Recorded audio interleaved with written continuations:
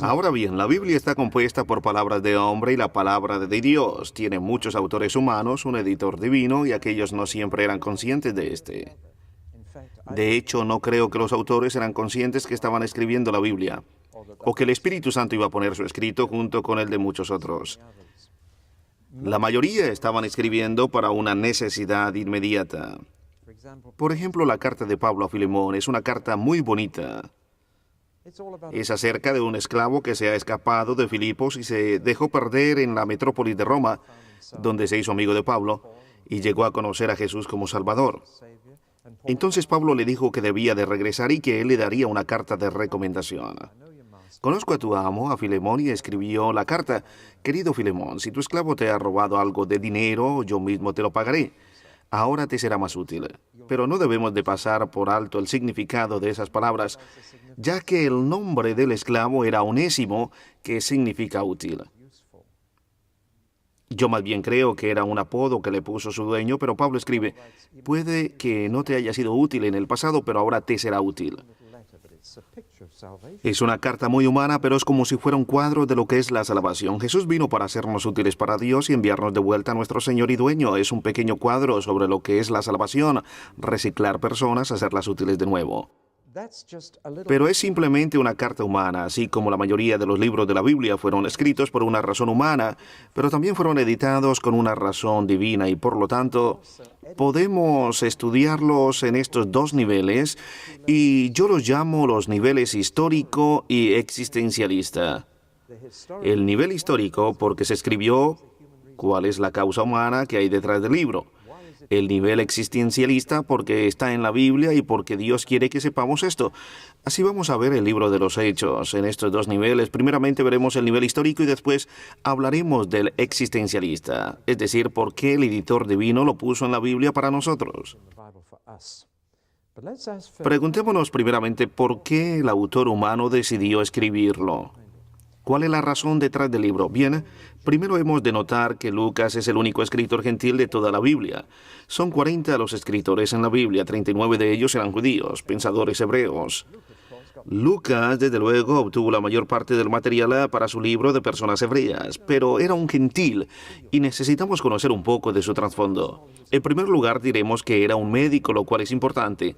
Esto nos demuestra que Dios tiene sentido del humor. Aquí está ese médico. Para entonces, la medicina estaba bastante avanzada. Seguramente que habéis oído hablar de Hipócrates y el juramento hipocrático. Eso era unos 400 años antes de Jesucristo.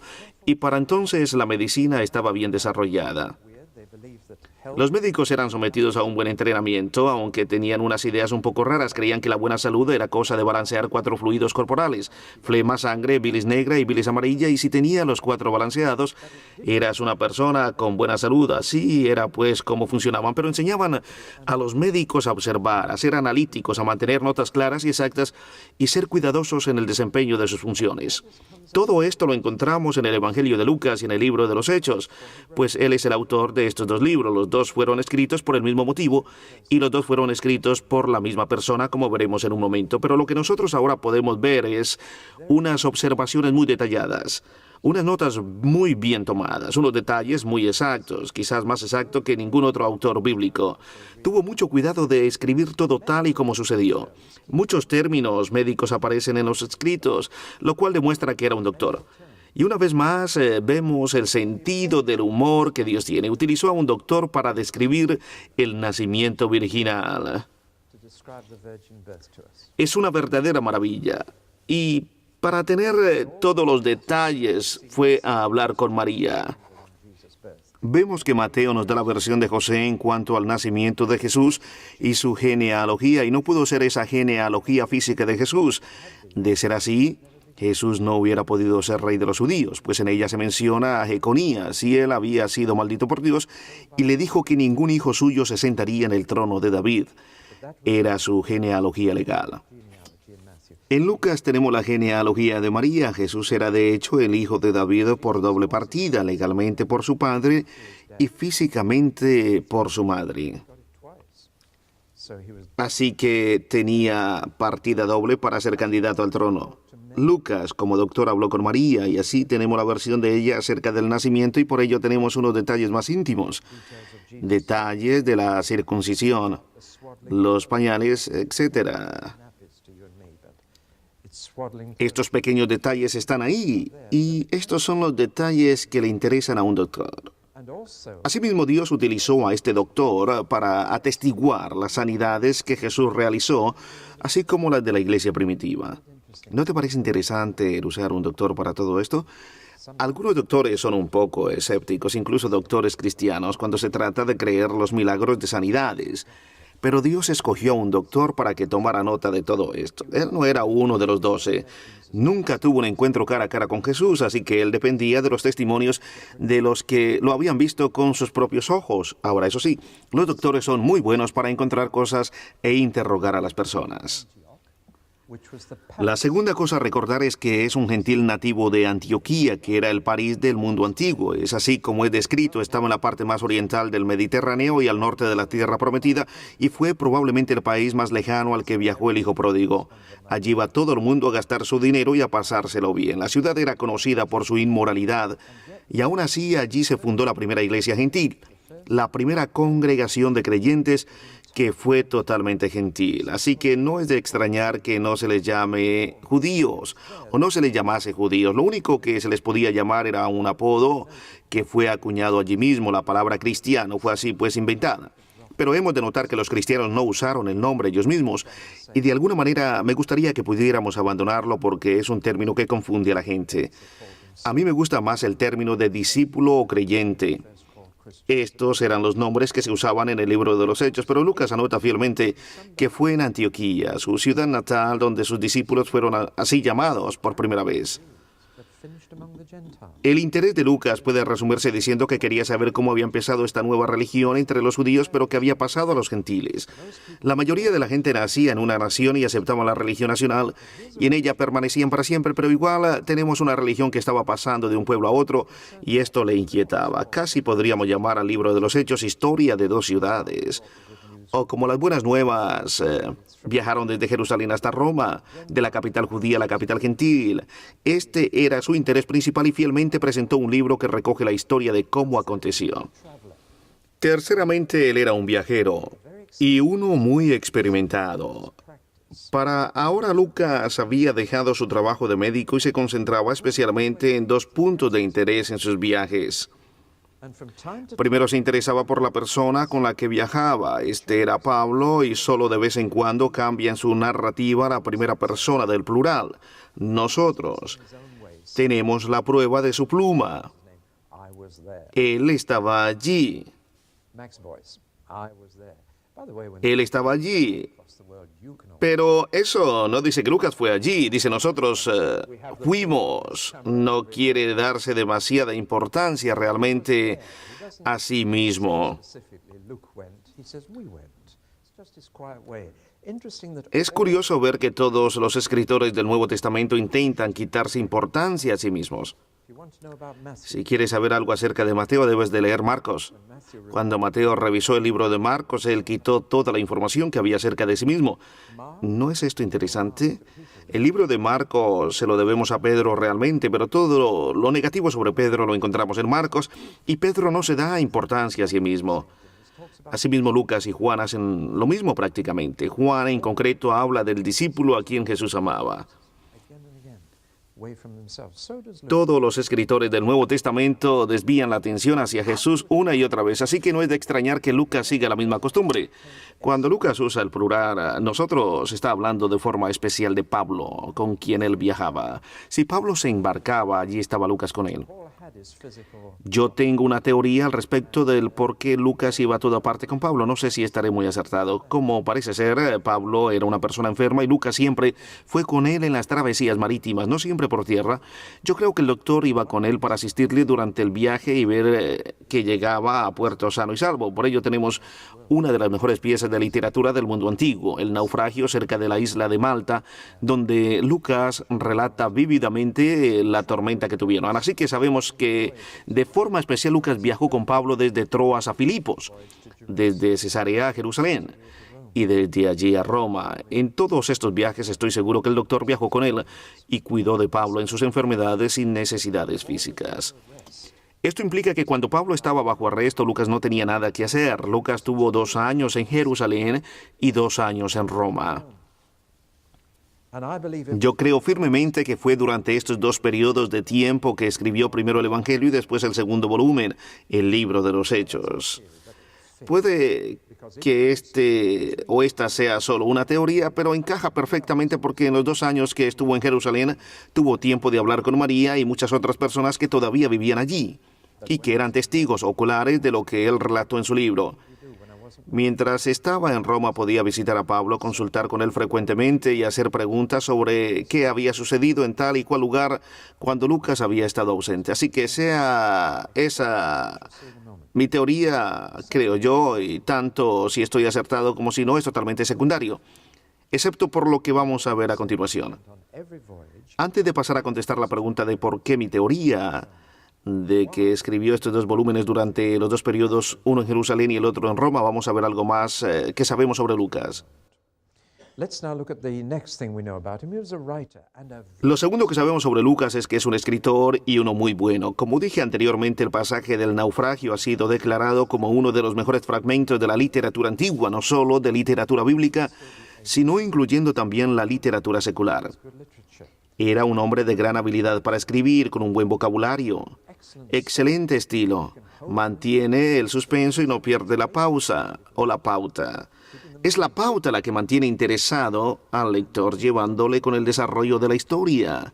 Como alguien me dijo, es más fácil leer Hechos que Mateo, a pesar de que Hechos es más largo, se mantiene mejor el interés. Lucas es un escritor y un historiador, y la clave para ser un buen historiador es saber lo que se debe de omitir.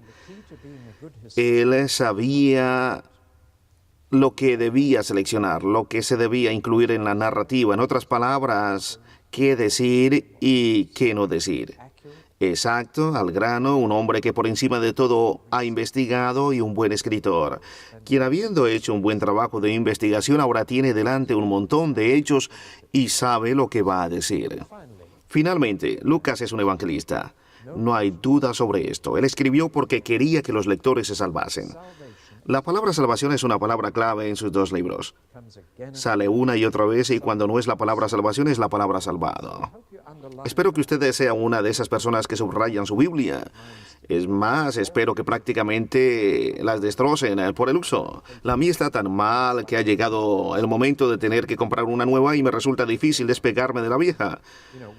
Es como cuando te regalan unas zapatillas para Navidad. Y el día 26 ya te has puesto las viejas otra vez. Subrayen distintas cosas con distintos colores. No tengan miedo de que la Biblia se vea horrible. Subrayen en color las palabras importantes. Y en Lucas y Hechos, salvación y salvados son las palabras que saldrán más a menudo. Él quiere que la gente se salve. Como gentil que es, tiene un interés especial en toda la carne. En el Evangelio de Lucas él menciona la profecía de Juan el Bautista. Bueno, menciona al profeta Isaías. Pero Juan el Bautista la menciona y verá toda la carne la salvación de Dios. Se podría decir que es el tema del Evangelio de Lucas. Toda la carne verá la salvación y toda la carne incluye samaritanos, gentiles, mujeres y pobres. Lucas en su salvación dirige la salvación a todas estas personas. El tema del libro de los Hechos es el Espíritu Santo. Será derramado sobre toda la carne. Judíos, samaritanos, a todos los confines de la tierra. Así que toda la carne es su interés. Aquí tenemos esta religión judía, según Lucas, es para todo el mundo. Así que no es de extrañar que él vea a Jesús en su evangelio como el Salvador del mundo. En el libro de los Hechos tenemos un énfasis distinto. Está interesado en toda la tierra habitada, pero en griego esa frase es una sola palabra, oikumene, de la cual se deriva la palabra ecuménica, pero oikumene significa todo el mundo habitado, no toda la iglesia, todo el mundo, y Lucas son ecuménicos. Él quiere ver la salvación alcanzando toda la tierra, pero sabe que no es un predicador. Él es un escritor. Y por ello, para esparcir el evangelio, escribe. Ahora, ¿cuál es tu forma de hacerlo? Dios te ha dado un don para comunicar el Evangelio. Conozco algunos artistas que lo hacen a través de los dibujos animados. Esa es su forma de esparcirlo. Puede que esa sea también una especie para tu método. Mi amigo ha hecho un pequeño retrato mío mientras yo hablaba. Tú debes de encontrar tu forma de comunicarlo. Lucas, además de ser el médico de cabecera para el más grande de los misioneros, también escribió. ¡Qué ministerio tan maravilloso! ¿Sabes que Jesús dijo que si das un vaso de agua a un profeta, tendrás recompensa de profeta? Es maravilloso, ¿verdad? Pensar que si ayudas en un ministerio, tendrás la misma recompensa que ese ministerio merece. Así que todos podemos hacer algo y todos recibiremos una recompensa bien hermosa. Muy bien, estimado amigo, vamos a ver las cosas desde otro ángulo. Hasta ahora he estado hablando acerca del escritor, pero ahora voy a hablar del lector. Y note que no digo lectores. Lucas escribió estos 2 volúmenes para un hombre. Parece increíble. Su nombre era Teófilo, que significa amigo de Dios. Como estamos en familia, le vamos a llamar Teo. ¿Quién era Teo? ¿Y por qué este médico le escribió unas cartas tan largas solo para una persona? Lo primero a tener en cuenta es que aunque sea solo un alma, merece la pena hacer todo lo posible por salvarla. Pero aún así parece demasiado trabajo.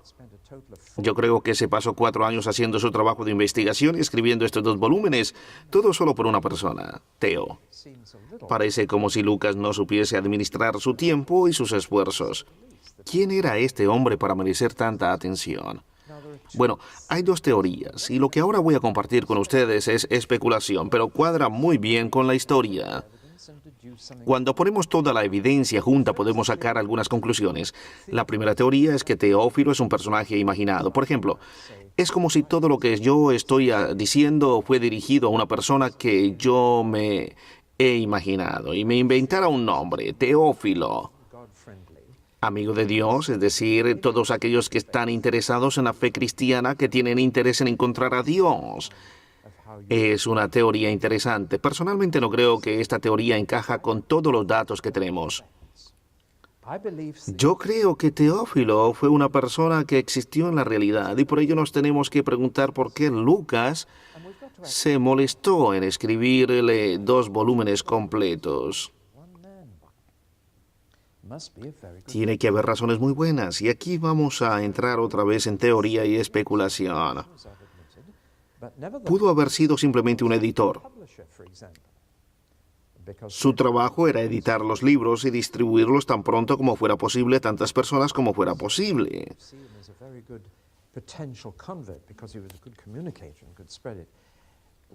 Pudo haber sido un maestro. Lucas lo vio como una persona de potencial que, una vez convertida con sus habilidades, podía comunicar el Evangelio a muchas otras personas. Todo esto es posible.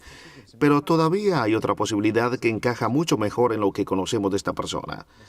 Está claro que era una persona de mucha importancia, un hombre que ocupaba un alto cargo público. Lucas se dirige a él como excelentísimo Teófilo. Y muy pocas personas tenían este título en el mundo antiguo. Es posible que fuese un abogado o incluso un juez, pero un abogado desde luego tendría este título. ¿Por qué querría Lucas escribir un tratado tan extenso sobre Jesús y Pablo para un abogado? La respuesta puede ser que él era un abogado que iba a defender a Pablo en su juicio en Roma y le pidió a Pablo un informe completo para preparar su defensa. Quería saber todo acerca de este Jesús a quien tú dices seguir y cómo esta nueva religión tuvo su principio. Cualquier cosa que le pudiera servir para su defensa frente a las autoridades romanas. Todas las acusaciones de las que ha sido objeto y los juicios que hayan tenido lugar. Pablo no pudo pensar en nadie mejor que en el doctor Lucas, quien aceptó de buena gana el trabajo asignado. Mientras estuvo en Jerusalén, hizo toda la investigación acerca de la vida y la muerte de Jesús, y mientras estuvo en Roma, hizo el trabajo sobre Pablo. Si esto es cierto, explicaría el porqué de 2 volúmenes tan extensos. Podemos ver que los romanos fueron favorables para esta nueva religión en un principio. En ninguno de estos 2 volúmenes vemos que los romanos criticasen a Jesús o a Pablo. De hecho, en los 2 juicios que Jesús tuvo en Jerusalén, y lo mismo en el de Pablo, aparecen 3 afirmaciones de que eran inocentes. Pilatos 3 veces dijo acerca de Jesús que era inocente, y 3 veces dijeron las autoridades romanas que Pablo era inocente. Se le podía poner en libertad si no hubiese apelado a Roma. ¿Se da usted cuenta, estimado amigo? Los 2 volúmenes dicen en concreto que todos los problemas que los cristianos han tenido es porque los judíos los han provocado, no los romanos. Bueno, a los ojos de Roma, tanto Jesús como Pablo eran inocentes. Así podemos ver cómo se fueron construyendo los 2 volúmenes. Y esto explica muchas cosas. Por ejemplo, llamamos al libro de los Hechos, Hechos de los Apóstoles, cuando no es este el contenido del libro. 2/3 del libro es acerca de Pablo, y tan pronto Pablo se convierte, todos los demás desaparecen de la escena. Y todo es acerca de Pablo. A Pedro solo se le menciona como ayuda para llegar a Pablo, tan pronto como Pablo aparece. Pedro desaparece de escena. Bueno, todo está guiado a defender a Pablo y para decirle a las autoridades romanas que no hay nada de sedición o subversivo en la nueva religión. Es una religión que se pone del lado romana. Fue solo por presión de los judíos que fue crucificado. Fue solo por presión de los judíos que Pablo se vio envuelto en problemas. Como podemos ver, Roma era un lugar donde los judíos no podían tergiversar las cosas para que el veredicto fuese negativo. En Jerusalén sí podían, pero ahora Pablo está en Roma y los judíos no pueden interferir con la justicia. ¿Comienzas a ver el sentido de las cosas? Si esto es el informe completo sobre el cual el abogado debe preparar la defensa, todo encaja perfectamente. Algo que realmente encaja es el hecho de que el libro termina tan súbitamente. ¿Te has dado cuenta de que se corta de repente, sin conclusión? Nos deja sin saber qué le pasó a Pablo en el juicio. La pregunta que ahora nos podemos hacer es, ¿fue la defensa basada en este informe efectiva? ¿Consiguió el abogado librar a Pablo en su primer juicio? Las cartas que Pablo escribió a Timoteo y a Tito contienen detalles que no encajan en la vida del apóstol antes del juicio. Implican claramente que obtuvo la libertad para ser arrestado posteriormente y, habiendo sido declarado culpable, murió por decapitación. Hay una tradición de que llegó hasta España. Esta era su ambición. Quería ir a plantar iglesias en España. Algunas de las iglesias más antiguas de España dicen que el mismo apóstol Pablo fue su fundador. Esto no se puede asegurar, pero lo que se ve por la tradición es que fue puesto en libertad para ser arrestado después y morir por decapitación. Parece que el trabajo de Lucas no fue totalmente en vano. Aún así, si Lucas escribió estos 2 libros para salvar la vida del apóstol, y habiendo salvado a este gran misionero, otros misioneros de mucho éxito fueron emprendidos. Y aún más, ¿no estaremos agradecidos a Dios que Lucas hizo tal trabajo de investigación y escribió un informe tan completo? Pues de otra manera no tendríamos conocimiento de la iglesia primitiva. Y llena un espacio muy importante entre los evangelios y las epístolas y es esencial para entender todo el Nuevo Testamento. ¿Se había parado usted a pensar que Pablo da su testimonio en el libro de Hechos 3 veces y ninguno de los otros apóstoles da su testimonio? ¿Por qué es el testimonio de Pablo tan importante? ¿O qué tiene de maravilloso? Simplemente porque se le estaba juzgando a él. Y era importante que el tribunal oyera lo que había dicho en cada uno de los anteriores juicios para que pudiera ser usado como evidencia a su favor y no en su contra. Así que le dejo con esta especulación, pero que a mí me parece que tiene mucho sentido, pues los 2 volúmenes contestan las preguntas de un abogado que necesita saber quién comenzó esa nueva religión, cómo fue que Pablo se involucró y cómo reaccionaron las autoridades romanas en otras ocasiones. Esas son exactamente las preguntas que un abogado desearía tener en su informe. Mi esposa y yo hemos visto muchos juicios y es más, en más de una ocasión hemos estado en las oficinas de abogados defensores y podemos testificar que estas son el tipo de preguntas que ellos hacen. Tanto si es verdad como si no, Lucas debió de tener en mente a una audiencia mucho mayor cuando hizo todo este trabajo de investigación y de hecho así ha sido. Aún en la corte, pues los juicios eran públicos y todos estos datos fueron hechos públicos. También había reporteros en aquellos días y seguro que Lucas estaba esperando que alguno de ellos se hiciera eco de estas noticias. Por encima de todo, no podemos olvidar que el juicio se llevaba a cabo en la capital del imperio, la capital del mundo gentil. Todo lo que sucedía en Roma se difundía por todo el mundo con rapidez. El cristianismo estaba siendo juzgado. No tanto Pablo, sino el cristianismo. Así que este era un caso vital y damos gracias a Dios por este doctor quien se dispuso para preparar el informe para el abogado y lo hizo indagando con cuidado. Se propuso que todas las fechas, títulos y todo en general fueran absolutamente correctos. Así pues que le dijo a Teófilo, muchos han escrito estas cosas, pero yo lo he querido hacer con sumo cuidado. Quiero que tengas la verdad, toda la verdad y solamente la verdad, y aquí está, oh excelentísimo Teófilo. Vamos ahora a mirar las cosas desde un punto de vista histórico. Bien, se podría llamar a estos dos libros Historia de la Cristiandad, parte 1 y parte 2, y así es como los vamos a tratar a partir de ahora. Una historia maravillosa escrita, cubriendo un periodo de 33 años desde que Jesús comienza su ministerio público hasta el encarcelamiento de Pablo o arresto domiciliario. Están llenos de hechos así como de sentimientos. Acostumbrado a visitar a pacientes en sus lechos, este doctor tiene un tacto especial para hablar con las personas. Seguro que fue así como obtuvo los datos de María, la madre de Jesús, quien era una persona muy discreta y guardaba todas las cosas en su corazón. Pero al hablar a un médico de cabecera, ella pudo abrirse completamente y relatar todos los eventos como habían sucedido. La estructura del libro nos da algunas pistas y una vez que ya hemos decidido por qué el libro fue escrito, la segunda pregunta que normalmente nos haremos es cuál es la estructura del libro, el bosquejo, el marco, cómo fue construyéndolo poco a poco. Para ello intentaremos, por así decirlo, quitarle la piel y la carne y examinar los huesos. Al hacer esto nos encontramos con 3 diferentes teorías y cada uno escoge lo que más le gusta. La más simple de estas teorías es que el libro se divide en 2 partes, que Pedro y Pablo son los héroes de la historia y son los 2 personajes más importantes en la historia de la iglesia primitiva. Pedro, el apóstol a los judíos, y Pablo, el apóstol a los gentiles. Por cierto, una buena división y que, por cierto, marca un maravilloso paralelismo entre lo que Lucas dice de Pablo y lo que dice de Pedro. Es así como si Lucas dijera, voy a decir lo mismo sobre ambos, porque el peligro más grande en la iglesia primitiva era que pronto aparecieran 2 denominaciones, una iglesia judía y otra gentil. Y tanto Pedro como Pablo no querían que esto sucediese. Y Lucas compartía esta opinión y por ello decidió no presentar a Pablo como un antagonista de Pedro, por cuanto para él los 2 eran iguales.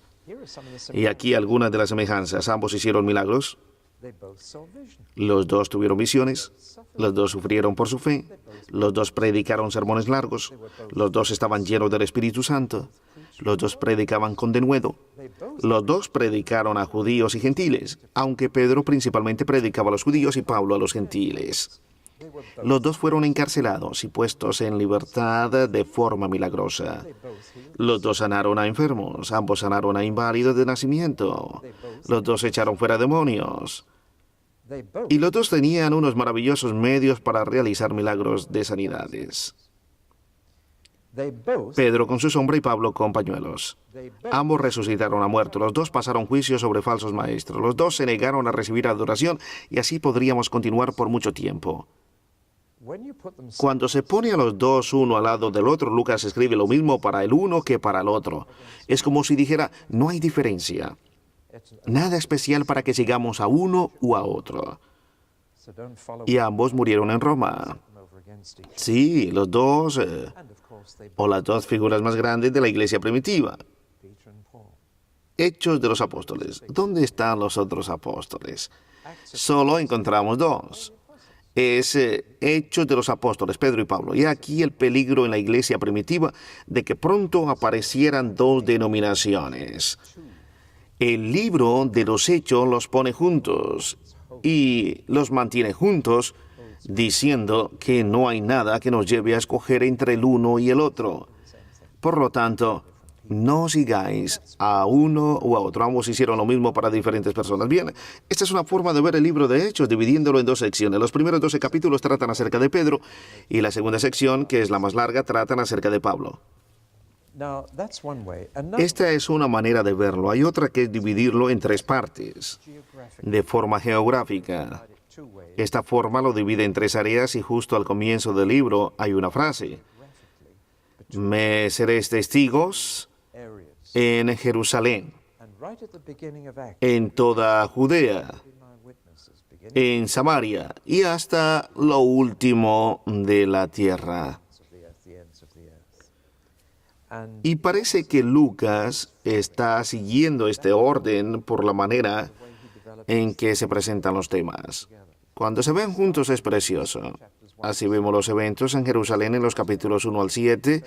En los capítulos 8 a 10 el tema nos lleva a otros lugares de Judea y Samaria y después el Evangelio se esparce allí hasta Europa y lo último de la tierra. Así que esta es una estructura aceptable. Pero vamos a verla un poco más en detalle. He puesto aquí unas pocas referencias y me gustaría leerle por qué creo que eso le ayudará a entender mejor esta forma de dividir el libro. Hechos 6:7 dice, y crecía la palabra del Señor, y el número de los discípulos se multiplicaba grandemente en Jerusalén. También muchos de los sacerdotes obedecían a la fe. Hechos 9:31 dice, entonces las iglesias tenían paz por toda Judea, Galilea y Samaria, y eran edificadas andando en el temor del Señor, y se acrecentaban fortalecidas por el Espíritu Santo. Ahora leemos capítulo 12, versículo 24, y dice así, pero la palabra del Señor crecía y se multiplicaba. 16:5 dice así, así que las iglesias eran confirmadas en la fe y aumentaban en número cada día. Capítulo 19, versículo 20, así crecía y prevalecía poderosamente la palabra del Señor. ¿Pueden ustedes ver la similitud entre ellos? Todos dicen, y la iglesia crecía, y crecía, y crecía. 5 veces lo leemos en Hechos. Es como si marcase el final de una sección. Nos cuenta todo lo que sucedió y al final nos da un resumen. La iglesia crecía y se esparcía. Este es el tema en realidad, el crecimiento y esparcimiento de la iglesia por todo el Imperio Romano. Y cuando miras al principio de cada una de estas secciones, ves como círculos concéntricos se van abriendo más y más. Por ello, yo creo que esta es la estructura que Lucas tenía en mente. Es como si se tirase una piedra en un lago, que sería la muerte y resurrección de nuestro Señor Jesucristo. Y ahora las ondas se van extendiendo y al final de cada onda nos dice que la iglesia crecía y se esparcía. Es una forma histórica de ver el libro y a mí me parece muy buena. Esto explicaría, entre otras cosas, el porqué de los eventos que escogió para relatar en este libro. Es obvio que no nos ha contado absolutamente todas las cosas. Sería de hecho imposible porque todo el mundo no bastaría para contener todos los libros que se escribirían. Por ello Lucas hace una selección. Él selecciona los eventos más importantes que producen la siguiente onda que mencionábamos antes al hablar del lago, y Lucas subraya algo que va a hacer que el Evangelio avance de forma repentina. ¿Entiende? Empecemos por mencionar el primer gran evento que dio empuje al Evangelio. El día de Pentecostés, con tantas nacionalidades reunidas para la fiesta, y la piedra es arrojada al lago. El Espíritu Santo desciende sobre 120 personas que estaban reunidos en el templo, no en el aposento alto, porque vemos que no tuvieron necesidad de moverse para predicar a la multitud. No tuvieron que salir corriendo para predicar, sino que se quedaron sentados donde estaban. Los 11 y Pedro se pusieron en pie y nada más. No se movieron. Estaban en el templo, la casa de Dios, y estaban allí para las oraciones de la mañana que tenían lugar a las 9 de la mañana. Estaban en el pórtico de Salomón. Si quieres ver el lugar exacto, es donde hoy se alza la mezquita Al-Aqsa. Esta se encuentra al sur del templo, el lugar donde los primeros cristianos se reunían para orar diariamente. Ese día, a las 9 de la mañana, en la casa de Dios, el viento sopló. Y esa fue la piedra que se lanzó al lago. Ese evento iba ahora a hacer que el Evangelio llegara a todos los confines de la tierra. Allí había gente de Roma, Libia y Cirene, y de otras partes del mundo, y cuando oyeron el viento y vieron el resultado, pensaban que estaban borrachos. Pedro, demostrando su llamado de predicador, se puso en pie y dijo que no estaban borrachos, que todavía no se habían abierto las tabernas, pues eran solo las 9 de la mañana y nadie se emborrachaba a esa hora temprano. Qué curioso pues el milagro que vemos aquí con las lenguas. Es justamente lo opuesto a lo que sucedió en la Torre de Babel. Dios dio todos esos idiomas en Babel para causar confusión entre los hombres, y ahora les da todos estos idiomas para juntar todas las naciones y poner Babel en marcha atrás. Alguien me dijo en una ocasión que no se mencionan las lenguas en el Antiguo Testamento, y yo dije, sí, en Babel, esa fue la primera vez que Dios dio diferentes lenguas, pero con un propósito muy distinto. En aquella ocasión fue para juicio y ahora era para misericordia. El primer evento, la primera piedra y la primera onda que se produjo. Luego las viudas que se quejan de que no se les está dando lo que se les corresponde en un evento utilizado para esparcir el Evangelio, aunque parezca curioso. Si nosotros tuviéramos una situación similar hoy en día, lo que la iglesia haría es nombrar a un comité de mujeres para que se encargaran de la cocina, pero no la iglesia primitiva, que era mucho más sensible. Nombraron 7 hombres para servir a las mesas. ¿Y sabes por qué? Porque eran viudas y necesitaban que un hombre las cuidara. Por ello escogieron a 7 hombres y de entre esos hombres salió Esteban. Los grandes ministros siempre empezaron siendo siervos. Pablo era un diácono que junto con Bernabé cuidaban de la tesorería. ¿Recuerda esto? Esos 7 hombres eran siervos. Puede que parezca que este evento fue sin importancia, pero Lucas vio cómo ese evento llevó a Esteban al martirio, y después de esto, los cristianos se esparcieron por todas partes. Muchos vieron esto como un desastre, pero de ninguna manera. Fue la segunda onda que se esparcía. Yo ya me estoy emocionando al ver todo esto. ¿Y tú? La conversión de los samaritanos, un evento muy importante que toma lugar cuando Felipe, uno de los 7 diáconos, fue a Samaria y tuvo lugar un avivamiento, otro evento crucial. El Evangelio llegó a Samaria y Pedro y Juan fueron allí para orar por los samaritanos para pedir que fuesen bautizados en el Espíritu Santo. Increíble, la última vez que Pedro y Juan estuvieron en Samaria querían orar para que descendiese fuego del cielo y los consumiese a todos. Ahora están pidiendo fuego del cielo, pero por una razón muy distinta. Esto muestra qué cambio tan radical había tenido lugar en sus corazones. El eunuco etíope. ¿Por qué es tan importante este hombre? Simplemente porque él fue quien llevó el Evangelio a África. No es que Lucas simplemente relate un número de conversiones, sin más ni más. Son eventos vitales que aislados parecen insignificantes, pero al mirar ahora hacia atrás vemos que causó otra onda que avanzó la causa del Evangelio. Así que Lucas tiene mucho cuidado. No nos cuenta todas las conversiones que tuvieron lugar en la iglesia primitiva.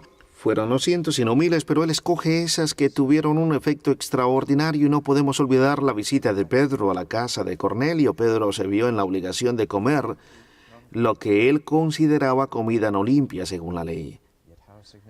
Seguro que no le gustó ni un poco lo que tuvo que hacer, pero fue muy importante, pues cuando el concilio se reunió en Jerusalén, según el capítulo 15, para decidir qué hacer con los gentiles, y tenían que hacerse primeramente judíos para ser después seguidores de Jesús. El concilio dijo que no, pero la pregunta ahora puede ser al revés. ¿Necesita un judío hacerse gentil para después seguir a Jesús? La respuesta es otra vez que no. Dejemos que los judíos sigan siendo judíos y sigan a Jesús, y los gentiles sigan siendo gentiles y sigan a Jesús. El libro de los Hechos termina con Pablo diciendo: me vuelvo a los gentiles, y los judíos no quieren recibir el Evangelio. O sea, él siempre fue primero a los judíos, pero por su negativa, él se vuelve a los gentiles, quienes parecían mejores receptores. Así pues, el Evangelio nos llegó a nosotros, pues somos gentiles que simplemente creyeron. Terminamos aquí.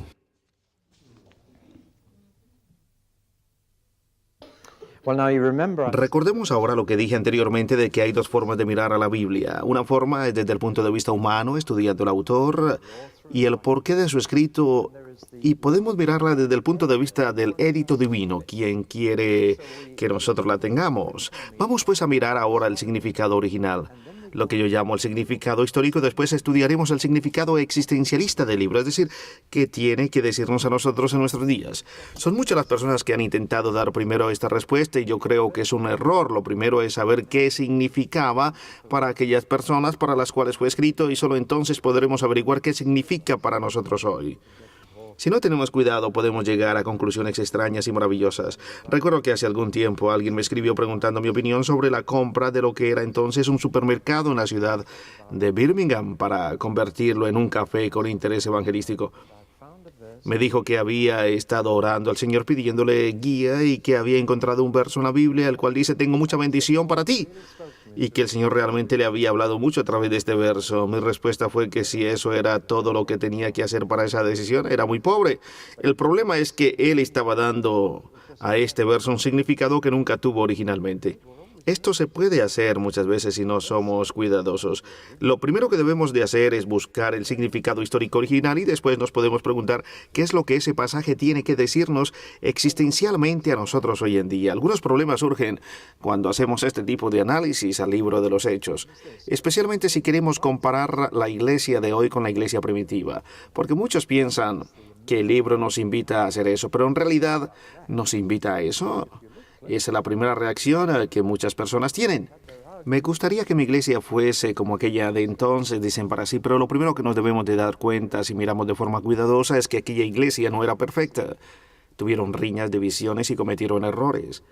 Aún así era una iglesia llena de vida y parece que el poder del Espíritu Santo era el guía y no los líderes humanos. Pero debemos primero que todo aprender a distinguir lo malo de lo bueno. Había buenas cosas en la iglesia primitiva así como malas. No idealicemos todo. Hay un cierto romanticismo que dice, si solo fuéramos como la iglesia primitiva. Bueno, miremos y veremos que había malas cosas. Estaban Ananías y Zafira. Una vez, mientras estaba en un retiro de pastores, me preguntaron si yo creía que uno podía caerse al suelo al ser tocado por el Espíritu Santo, y mi respuesta fue que si todo lo que buscas es tener una experiencia, todo lo que tienes que hacer es decir una mentira acerca de cuánto pones en la ofrenda, asegurándote que tienes a Simón Pedro como pastor. Y te aseguro que tú también puedes tener tal experiencia. La persona que me hizo esa pregunta no demostró más interés. Ese es un ejemplo de algo malo en la iglesia primitiva. Pero me pregunto qué pasaría hoy en día si Simón Pedro comenzara a ver lo que cada uno ponemos en la ofrenda. Luego también tenemos a Simón el mago, quien intentó comprar al Espíritu Santo con dinero y Pedro le dijo, tu dinero perezca contigo. O la traducción literal sería, al infierno tú y tu dinero. En otras palabras, le estaba diciendo, tú no tienes parte con nosotros si crees que puede comprar algo de Dios con dinero. Así que aquí tenemos algunos malos ejemplos, junto a otros que fueron muy buenos ejemplos para que imitemos a estos y no a aquellos, por encima de todos.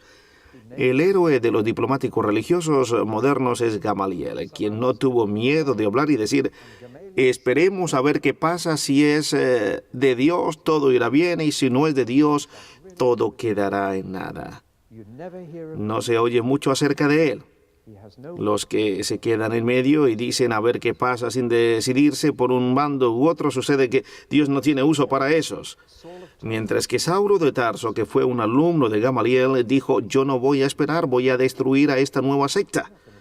Los voy a meter en la cárcel a todos. El resultado es que se convirtió en Pablo el más grande de los apóstoles y misionero que nunca se haya conocido.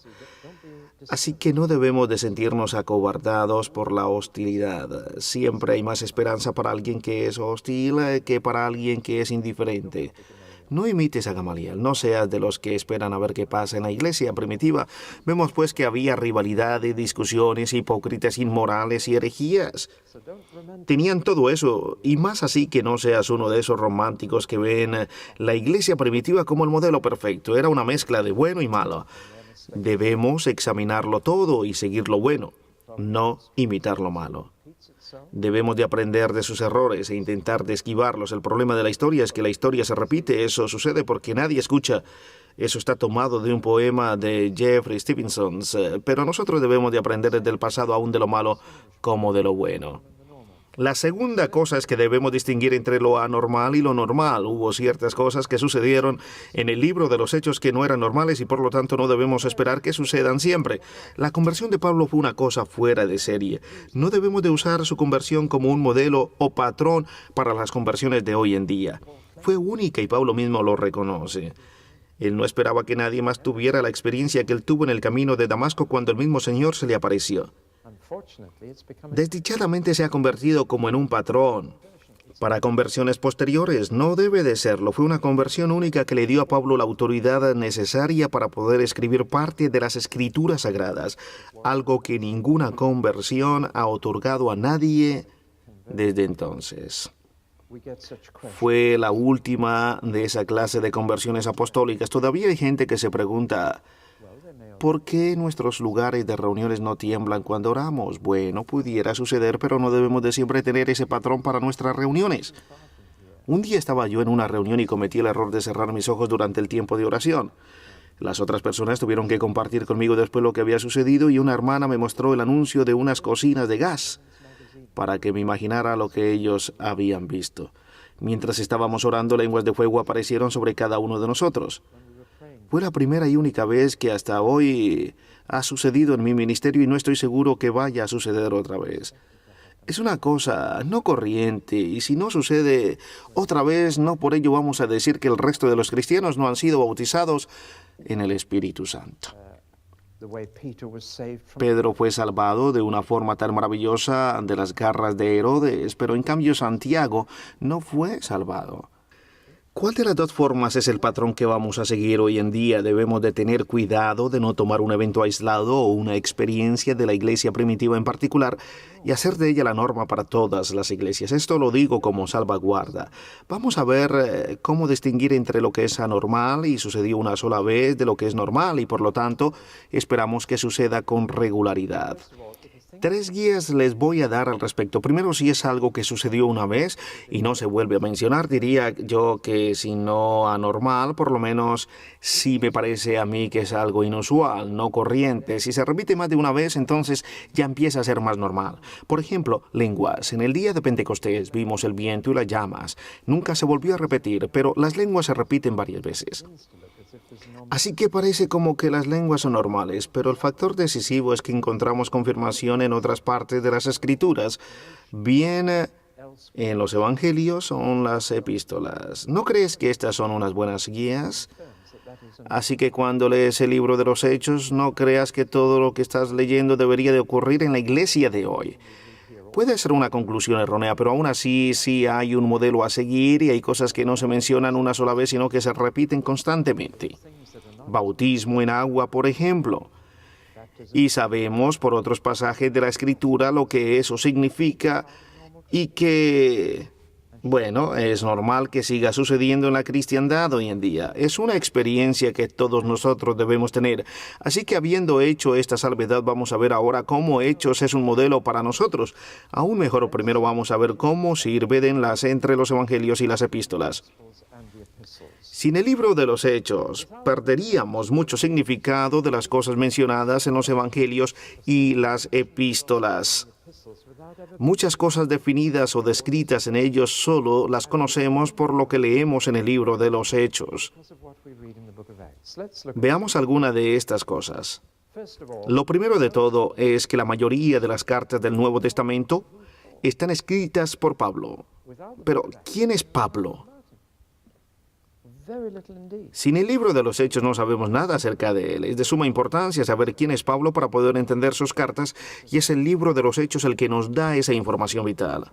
Intente imaginar si es posible el Nuevo Testamento sin el libro de los Hechos. Es asombroso cuánto de él resulta incomprensible. Segundo, sobre el bautismo en agua. No se describe ni define en ninguna otra parte excepto en el libro de los Hechos.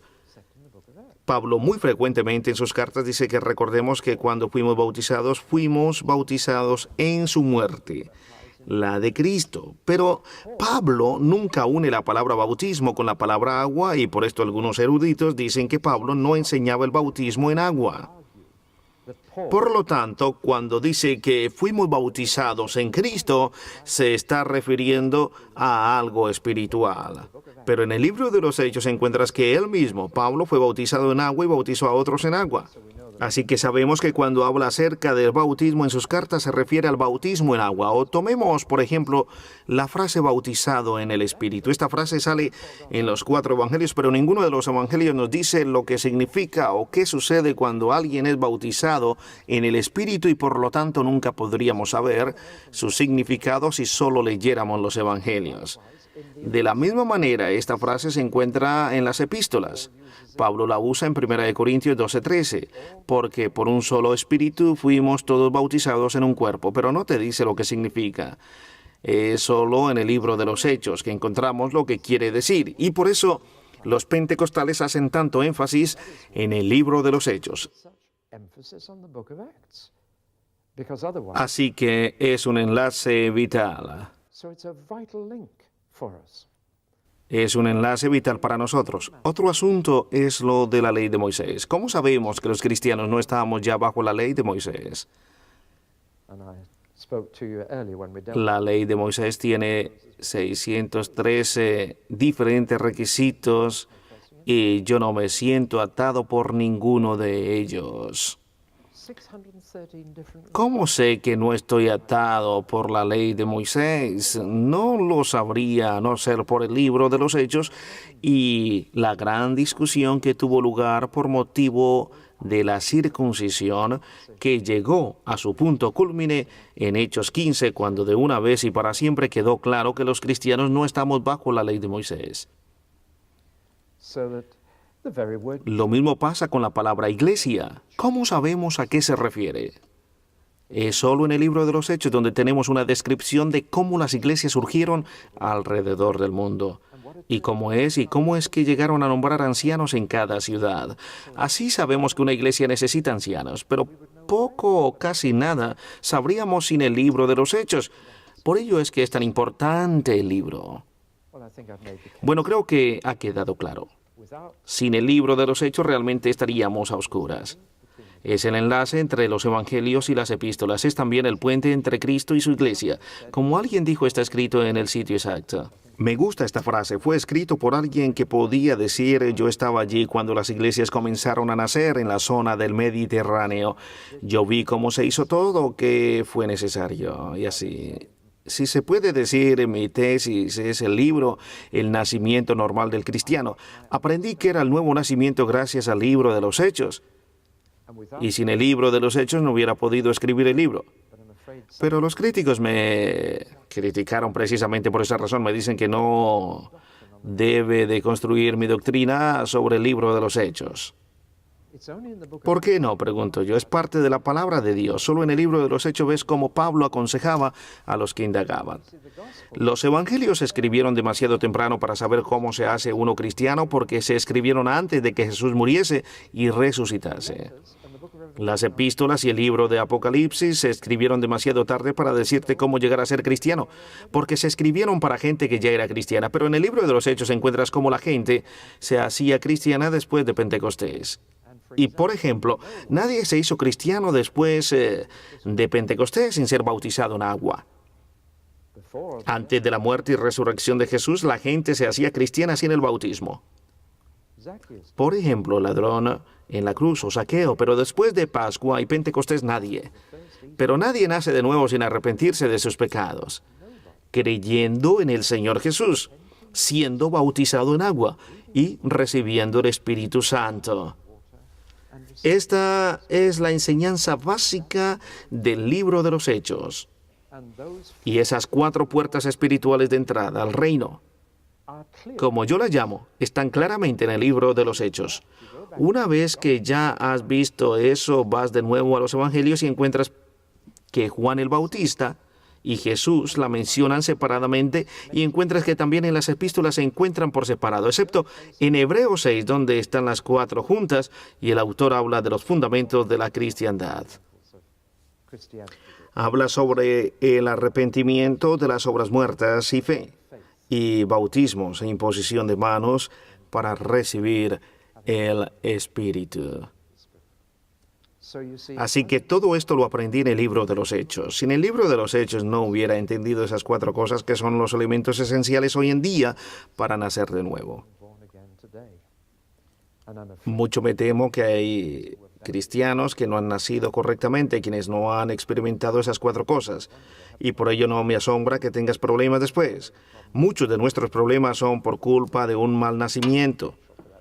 Eso era propaganda para el libro, pero lo que en realidad quiero decir es que sin el libro de los Hechos yo no hubiera entendido todo esto, y sin el libro de los Hechos yo solo conocería 3 o 2 o simplemente una de esas cosas, pero en el libro de los Hechos Pablo pasa por todas ellas.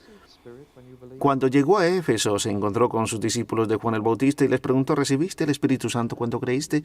Y ellos le dijeron: ni siquiera hemos oído si hay Espíritu Santo. Entonces dijo: ¿en qué pues fuisteis bautizados? Ellos dijeron: en el bautismo de Juan. Pero Pablo les dijo que todavía no habían creído pues en Jesús, que solo se habían arrepentido. Está bien arrepentirse, pero Pablo después les habló de Jesús hasta que creyeron. Y entonces los bautizó en agua. Después les impuso las manos para que recibieran el Espíritu. Así que, como pueden ver, este es el método que se debe usar con los que indagan acerca de la fe. Lo primero es averiguar cuántas de las 4 cosas ya han recibido y buscar recibir el resto tan pronto como sea posible. Todo esto lo aprendí en el libro de los Hechos. Sin el libro de los Hechos no hubiera podido aprender todo esto. Una vez que supe esto, encontré las 4 en los Evangelios y en las Epístolas. El libro de los Hechos fue mi puerta de entrada al Nuevo Testamento porque es el único libro sobre evangelización y por ello es un modelo para nosotros hoy en día. Es un manual de misiones. Perdonen que tengo todo esto desordenado. Esto demuestra que soy desordenado, pero ya estoy llegando al final. Es un puente entre los Evangelios y las Epístolas y es un modelo para nuestro trabajo hoy en día. Pero no imiten lo malo, sino lo bueno. Aprendan de los errores. No tomen como modelo lo anormal, pero aprendan de lo normal. Habiendo dicho eso, podemos aprender mucho. Bueno, en 1961 fui a tomar el pastorado de una iglesia bautista en un pequeño pueblo inglés de la provincia de Buckinghamshire llamado Chalfont-St. Peter, y quedé muy intrigado al saber que había un vicario que no bautizaba infantes. Qué interesante saber que hay un vicario que no bautiza infantes, dije yo. ¿Está todavía por aquí? No, se fue hace 50 años. Fue la respuesta. Se marchó en 1910. Su nombre era Roland Allen, y este hombre era un profeta. A este hombre le debo mucho de mi forma de pensar. Hay personas que tienen una habilidad especial para presentar la verdad. No son infalibles, no son como el Papa, pero abren delante de ti una nueva página de la palabra de Dios, una forma nueva de verla.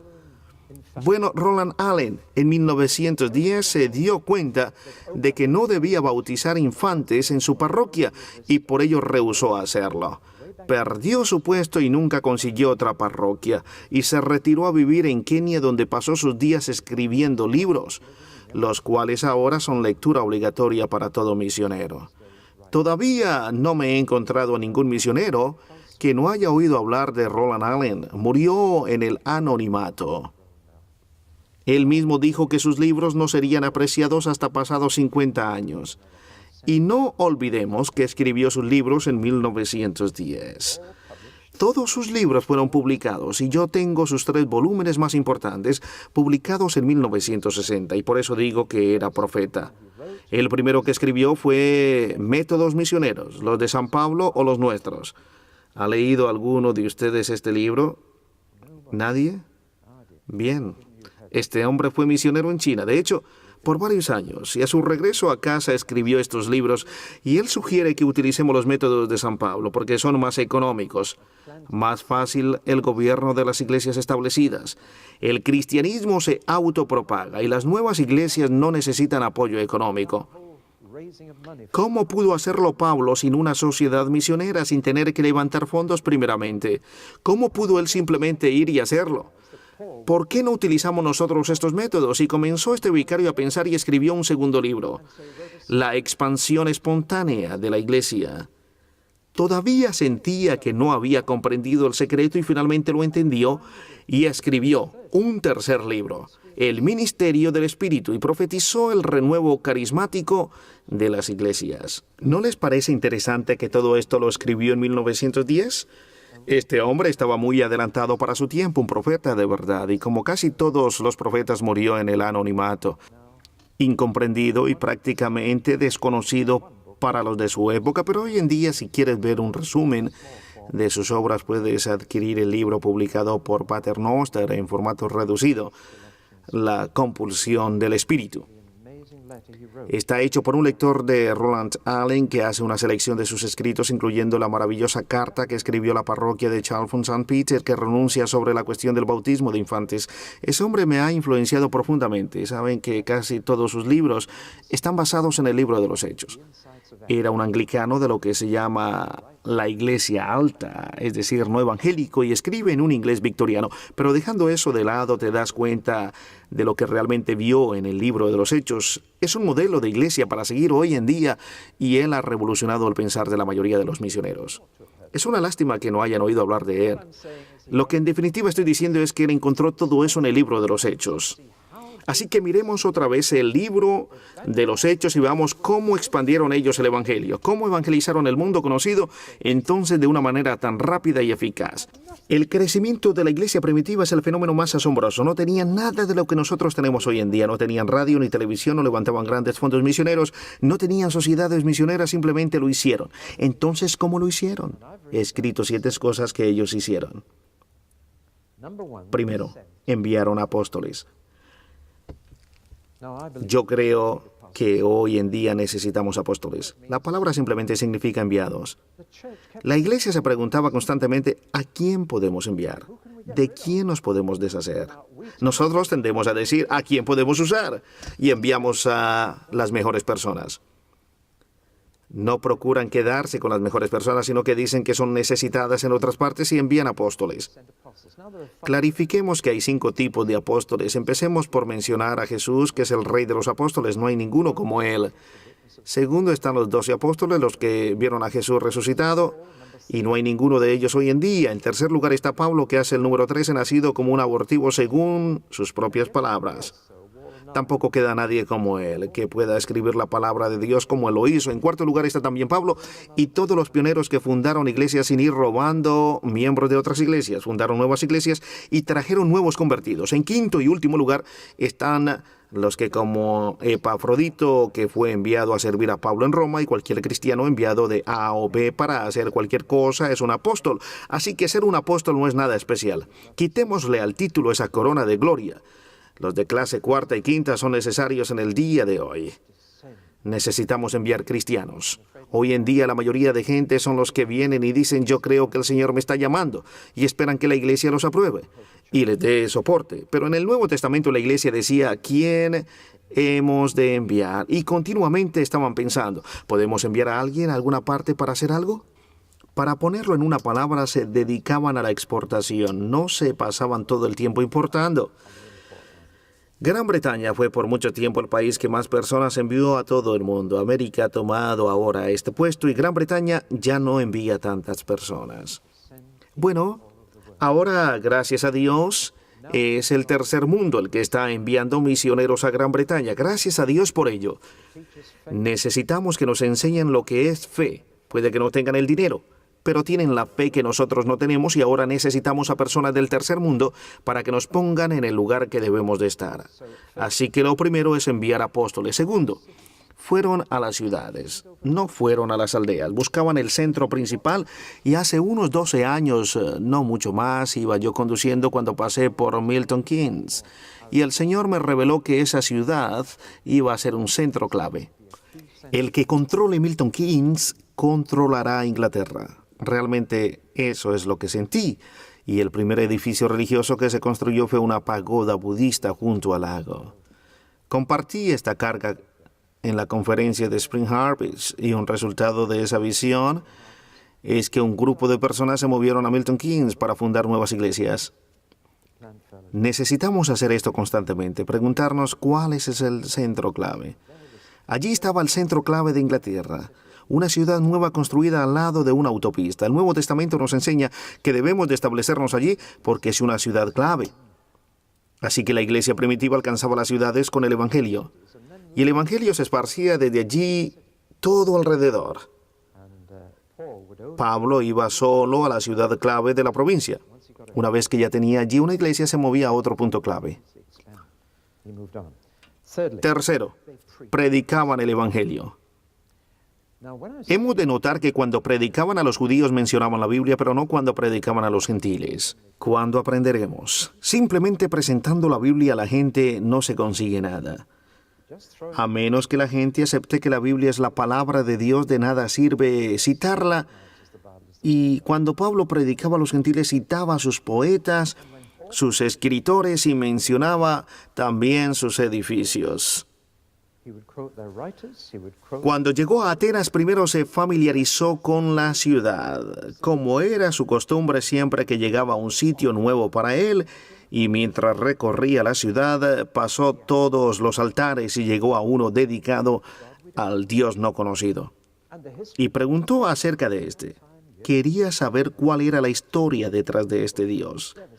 La historia era fascinante. Hace mucho tiempo, antes de que él llegase a esta ciudad, hubo un terrible terremoto que devastó Atenas y destruyó muchos edificios, y la gente pensó que habían hecho enfadar a uno de los dioses, pero no sabían cuál. El problema de adorar a muchos dioses es que no se sabe cuál es el que se ha enfadado. La vida se vuelve muy complicada cuando eres un politeísta. Y se preguntaban cuál se habrá enfadado. No lo sabían, entonces soltaron unas cuantas ovejas por la ciudad, y junto al altar que se tumbase, ese era el Dios que se había enfadado. Y por lo tanto a él le ofrecerían la oveja para aplacar su ira. Las ovejas pasaron por delante de todos los altares y se tumbaron en un campo cercano, todas en el medio de este campo. El consejo se reunió y llegaron a la conclusión de que no sabían a qué Dios habían ofendido, pero uno dijo que había otro Dios que ellos habían olvidado y que no habían construido un altar para él, y que por ello habían sufrido el terremoto. Por ello construyeron rápidamente un altar y, como no sabían su nombre, pusieron al Dios no conocido. Bueno, Pablo pensó para sí: aquí es donde empezaré mi predicación. Les dijo: he venido a deciros el nombre del Dios que vosotros no conocéis. Si nosotros simplemente nos tomáramos el tiempo de averiguar dónde está la gente y comenzar a predicar desde allí. En cambio, cuando predicaba a los judíos, la predicación era texto tras texto y probaba con las escrituras que Jesús era el Mesías, pero cuando predicaba a los gentiles empezaba allí donde estaban. En este caso, Pablo les dijo: porque en él vivimos y nos movemos y somos, como algunos de vuestros propios poetas también han dicho. Y yo he venido a deciros que Dios es vuestro creador. Comenzó allí donde la gente estaba. Predicaba el Evangelio, pero lo adaptaba a las personas a las que predicaba. Esto es importante. No les tiraba libros y ya está. En cuarto lugar, hacían discípulos, no solamente decisiones. No les decían a las personas que levantasen sus manos o que pasasen al frente o que rellenasen una tarjeta. Hacían discípulos. Y eso lleva tiempo. Generalmente se quedaban tanto tiempo como podían antes de que les mandasen para otra parte. A veces Pablo se quedaba 3 semanas, otras veces 2 años. En Éfeso actualmente enseñó a los discípulos todos los días desde las 12 del mediodía hasta las 4 de la tarde por 2 años. Así es como él hacía discípulos, y la materia que enseñaba era el reino de Dios. ¿Se acuerdan lo que enseñé acerca de Mateo? Pablo iba por todo el mundo y hacía discípulos enseñando a los recién convertidos acerca del reino de Dios. Esa era su asignatura principal. Nosotros necesitamos hacer discípulos. Enseñaba a los recién convertidos. Esa era su asignatura principal. Necesitamos hacerlo, hacer discípulos. En quinto lugar, fundaban iglesias. Yo estoy convencido que en Inglaterra va a haber un gran movimiento cuando se planten iglesias. Necesitamos cientos de iglesias, pero no formadas quitando miembros de otras congregaciones. Tenemos que salir y organizar nuestras propias congregaciones con nuevos convertidos. Necesitamos cientos de congregaciones. Cuando dije esto hace 10 años me abuchearon. Tenemos suficientes iglesias, no queremos más iglesias. Las iglesias que tenemos no están llenas. Yo dije que el gran salto se daría cuando comenzásemos nuevas iglesias con nuevos convertidos. No cuando simplemente mires a un mapa de una ciudad y pongas alfileres marcando todas las iglesias y veas que hay muchas, pero la verdad es que simplemente estás mirando a un mapa que es plano, mientras que la sociedad está formada de estratos y todos esos alfileres son solo una capa. Hay muchos estratos de la sociedad donde no hay iglesias. Dos amigos míos comenzaron a fundar iglesias entre niños de la calle en Auckland, en Nueva Zelanda. Tienen dos iglesias de 75 miembros cada una formadas por esos niños de la calle. Ninguna iglesia se opuso al establecimiento de estas dos iglesias simplemente porque están siguiendo nuevos convertidos en un nuevo estrato de la sociedad que nunca antes había sido tocado. Ese es el tipo de iglesias que necesitamos fundar en nuestros países. Nuevas iglesias con nuevos convertidos. Eso es lo que hicieron. Formaron comunidades. Lo siguiente, en sexto lugar, nombraron ancianos, y estos ancianos solo llevaban 12 meses de convertidos, nuevos en la fe. Y aún así nombraron a estos cristianos de 12 meses de edad en Cristo como ancianos. Un anciano es simplemente alguien que está más adelantado que otros. Los fundadores solían volver después de 12 meses para ver quién estaba más adelantado que otros, quién estaba madurando, y le decían: tú ahora tienes que mirar por los otros. Hoy en día somos tan lentos en producir ancianos que no podríamos aguantar un ritmo rápido de crecimiento de nuevas iglesias. ¿Me entienden? Nosotros esperamos hasta que las personas tienen canas y esperamos que Dios nos envíe algunos ancianos maduros en vez de aprender nosotros mismos a producirlos. Que por cierto, eso se hace discipulando a los hombres aparte, como Jesús lo hizo. Pero eso es otra historia. Hasta aquí hemos dicho enviar apóstoles, predicar el evangelio, pero aceptándolo o adaptándolo a los oyentes. Haciendo discípulos en vez de tener decisiones, quedarse con ellos y entrenarlos. Fundar iglesias que formen una comunidad, no un grupo de individuos. Nombrar ancianos para que lideren la comunidad. Una vez que se ha hecho esto, el trabajo del apóstol está terminado. Puede que les escriba cartas o incluso que les visite, pero Pablo le dijo a Tito que te dejo en Creta para que acabes el trabajo nombrando ancianos en cada ciudad. Una vez que la congregación tiene sus líderes, el apóstol debe salir de la iglesia y moverse a otro sitio y no quedarse de obispo. Muchos son los que hacen eso. Un verdadero apóstol, tan pronto como la iglesia está formada y tiene sus propios líderes, dirá que quiere irse a otra ciudad y fundar otra iglesia donde nadie ha comenzado un trabajo. Y esa era la ambición de Pablo. Tan pronto como veía la iglesia despejar y tomar las riendas, a otro trabajo se iba. No hay cualidad estática, era dinámica y móvil. La iglesia era muy móvil en aquellos tiempos, y una de las maneras por las cuales se arreglaban también sin sociedades misioneras o algo por el estilo es que los apóstoles ganaban su propio salario hasta que tenían suficientes convertidos para que éstos les sostuviesen económicamente. No tenían una central que les enviase su salario o eran pagados por los nuevos convertidos o si no trabajaban con sus propias manos. Esto es algo que tenemos que mirar muy detenidamente, porque una cosa que los misioneros deberían de enseñar a los nuevos es que apoyen su ministerio. Pero lo que pasa a menudo es que como el salario llega todos los meses, entonces no hay necesidad de enseñar. Y como Roland Allen diría, eso significa que deberán seguir siendo pagados por otra entidad y esto forma un círculo vicioso. Bueno, así que la séptima y última cosa es irse a otro sitio. Pero el problema es que a todos nos gusta asentarnos. ¿Se acuerdan ustedes cuando David quiso construir un templo de piedra para Dios y de alguna forma la razón era que él quería construirse un palacio para sí mismo y se sentía culpable porque Dios vivía en una tienda junto a su palacio y dijo: Dios, quiero construirte un palacio de piedra como el que yo tengo? Y Dios entonces le dijo por el profeta Natán: ¿desde cuándo no ha sido una tienda lo bastante buena para mí? En la Biblia vemos claramente que Dios es un Dios que camina, se mueve. Desde el principio se oyó el ruido de los pasos de Dios y el hombre de Dios es aquel que camina con Dios. Creemos en un Dios móvil y cuando yo entré al templo de los 1000 Budas en Bangkok, le di gracias a Dios por ser un Dios que camina. Ahora parece como que le apetece una buena caminata.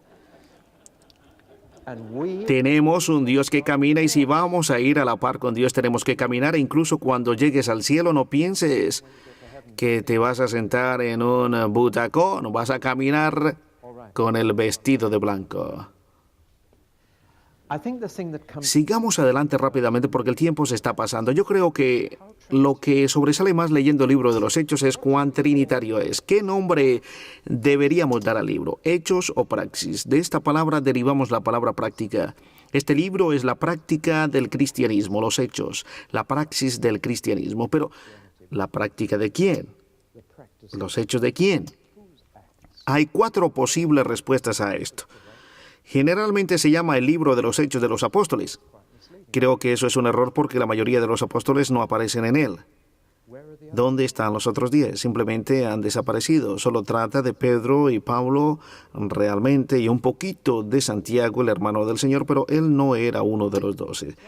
Así que en realidad no son los hechos de los apóstoles. El libro comienza diciendo: en el primer tratado, oh Teófilo, hablé acerca de todas las cosas que Jesús comenzó a hacer y a enseñar, claramente implicando que este volumen es acerca de lo que Jesús continuó enseñando y haciendo, por lo cual podríamos llamarlo los hechos de Jesús, continuación. Pero cuando lo estudiamos encontramos que la persona de preeminencia, por lo menos en los 13 primeros capítulos, es el Espíritu Santo, quien es mencionado 40 veces. ¿Y es por lo tanto Hechos del Espíritu Santo su mejor título? No, hay alguien más importante. El Espíritu Santo se menciona 40 veces en los primeros 13 capítulos, pero hay alguien mencionado 100 veces en los primeros 13 capítulos, y desdichadamente siempre lo pasamos por alto. ¿No es esto un poco extraño? Podemos estar tan cerca de una cosa y no verla, o algo puede ser muy grande y no se nota, pasa desapercibido. Y es Dios quien se menciona 100 veces. El foco central de la iglesia primitiva es Dios mismo. Nunca debemos de hacer de Jesús o del Espíritu Santo nuestro foco. Uno se puede volver unitario de diferentes formas. Nosotros usamos esa palabra para definir a aquellos que creen solo en Dios, pero podemos volvernos parte de los que se llaman solo Jesús. El movimiento de Jesús en los Estados Unidos de América tiende a ser de solo Jesús. También se puede ser solo del Espíritu Santo si no tienes cuidado, y pasarse todo el tiempo hablando del Espíritu Santo. De hecho, el Espíritu Santo nos enfoca en Jesús, y Jesús es el que nos trae de vuelta a Dios. Así que el título que yo daría al libro es Hechos de Dios a través de Jesucristo por el Espíritu Santo. Este, creo yo, es el mejor título. Pero si se prefiere, aunque la palabra Trinidad no aparece en el Nuevo Testamento, hay 3 puntos centrales en el libro. Y estos son: el reino de Dios, el nombre de Jesús y el poder del Espíritu Santo. Si quieres conocer el secreto de la iglesia primitiva, ese es el secreto. Y las palabras son muy importantes. ¿Qué predicó Felipe en Samaria que llevó a toda la ciudad a entrar en un estado de crisis? Predicó el reino de Dios y el nombre de Jesús. Y todo esto lo respaldó con milagros y los enfermos eran sanados. Esas eran las 3 dimensiones de su ministerio. Yo creo que debemos de usar las mismas 3 dimensiones: palabra, hechos y señales, para impactar nuestra sociedad. Es una trinidad, pero el reino de Dios y el nombre de Jesús. Les recomiendo que subrayen todas las veces que sale la palabra nombre. Y como dije, el Espíritu Santo es mencionado 40 veces. El nombre de Jesús es mencionado 40 veces. No Jesús, pero el nombre de Jesús. ¿Con qué autoridad haces esto? Hacemos esto en el nombre de Jesús. En el nombre de Jesús, levántate y anda. ¿Se acuerdan ese pasaje? Se refiere al minusválido que se sentaba en la puerta del templo pidiendo limosna. En el nombre de Jesús lo que tengo te doy. La iglesia primitiva, gracias a Dios, no tenía dinero para los pobres, pero tenía algo mejor. Podían hacer a un cojo andar. No tengo ni plata ni oro, mas lo que tengo te doy. En el nombre de Jesús, levántate y camina. Cuentan de una conversación entre un papa y un cardenal, quienes estaban admirando las riquezas del Vaticano, y el cardenal le dijo al papa: la iglesia ya no puede decir no tengo plata ni oro. Y el papa dijo: tampoco la iglesia puede decir en el nombre de Jesús levántate y anda. ¡Qué conversación! Así que, ¿cómo lo hacían? Lo hacían porque tenían un entendimiento claro de lo que era el reino de Dios. Usaban el nombre de Jesús, no Cristo o Señor, sino Jesús, y tenían el poder del Espíritu Santo. Y esa es una buena combinación para combustible. Es irresistible. Eso es lo que el libro de los Hechos es para nosotros en el día de hoy. Es un reto constante a que volvamos a esas 3 cosas, las cuales son absolutamente esenciales y fundamentales si es que vamos a hacer lo que la iglesia primitiva hizo. Amén.